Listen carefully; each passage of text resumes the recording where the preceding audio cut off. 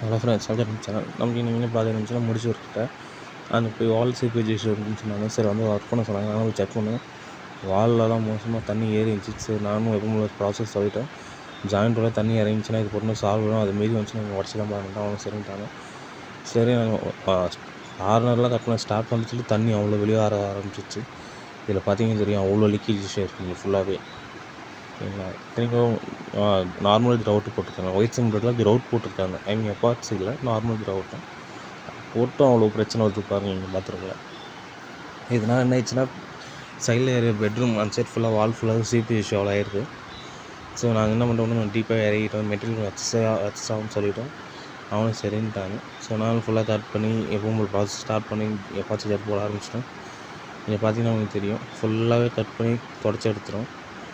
இது ஃபுல்லாக மாவு கவர் பண்ணிட்டோம். ஓகேங்களா? ஸோ இதுக்கப்புறம் 5 to 6 இயர்ஸ் இந்த இஷ்யூ வராது. வாட்டர் லீக்கேஜ் இஷ்யூ ஜாயிண்டில் இறங்காது. இந்தமாரி ஆல் ஓவர் சென்னையில் நாங்கள் ஒர்க் பண்ணிட்டு இருக்கோம். இந்தமாரி உங்களுக்கு என்ன வாட்டர் லீக்கேஜ் இஷ்யூ இருக்குது, வால் சீப்பேஜ் இஷ்யூ இருக்குது, இந்த சீலிங்கில் தண்ணி இறங்குனா இது போட்டால் சால்வ் ஆகிடும். கீழே கொடுத்து நம்ம கான்டாக்ட் பண்ணுங்கள், ரீச் பண்ணுறோம்.